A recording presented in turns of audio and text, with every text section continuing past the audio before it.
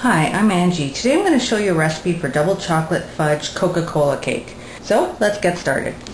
Okay, so the first thing I've done is preheated the oven to 350 degrees Fahrenheit, and I've greased a 9x13 pan.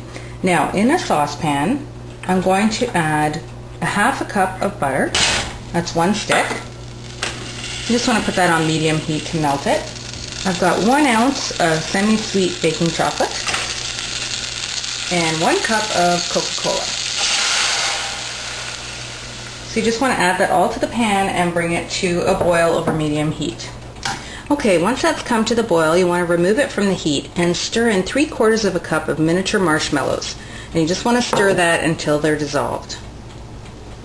Once they're all dissolved in there, you're just going to set this aside and let it cool to room temperature before you go on with the rest of the recipe. Okay, now we're going to combine the dry ingredients. In this bowl, I've got 2 1/3 cups all-purpose flour, and I'm going to add in 3/4 of a cup of unsweetened cocoa powder. And I have sifted that to remove all the lumps. Now I've got 1 1/2 teaspoons of baking powder, a teaspoon of baking soda, and a 1/2 teaspoon of salt.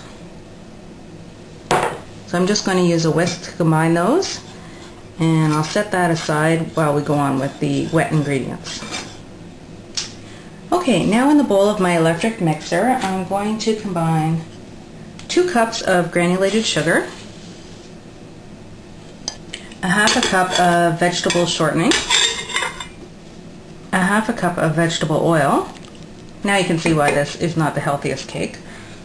And 2 teaspoons of vanilla extract. I like to use pure vanilla. And we're just going to cream that together. You want it to be nice and fluffy.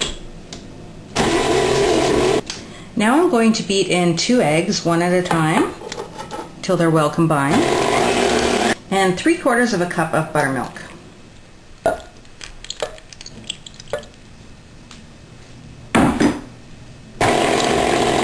You just want to beat that till it's nice and smooth, and you can scrape down the sides of the bowl once. Now I'm going to add in half of the dry ingredients. That's the cocoa and flour mixture that we already made. And I'll just beat that until it's smooth, and you might need to stop and scrape down the sides. Now I'm going to add in the cooled Coke and butter mixture. And now the remaining flour mixture.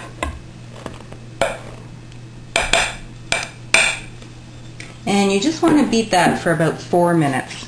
The batter is going to be nice and thick. Okay, that looks really good. Now we're going to pour the batter into our prepared pan.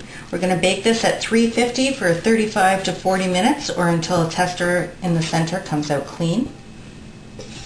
Okay, just smooth out the top. Okay, I'll pop that in the oven and I'll show it to you when it's done. Okay, the cake is done and it smells so chocolatey good. I actually checked it after 37 minutes with a toothpick and it was goopy. So I put it in for another 8 minutes and that did the trick, and it's perfect now. So you really do need to check your cake with a tester to make sure it's done. It's just done when it's done. So I'm going to let this cool a little bit and we'll go on to make the frosting. For the frosting, I'm going to start by creaming a 1/2 cup of softened butter. Going to use an electric mixer, and you just want to beat it until it's nice and smooth.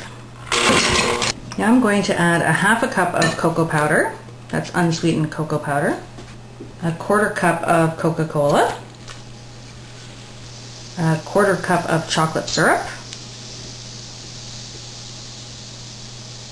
And a teaspoon of vanilla. Vanilla actually brings out the chocolate flavor. And you just want to beat that until it's smooth. Now I'm going to gradually beat in 3 cups of powdered sugar. That's the same as icing sugar or confectioner's sugar. I'll do a cup at a time. You'll want to scrape down the sides of the bowl. And the last cup.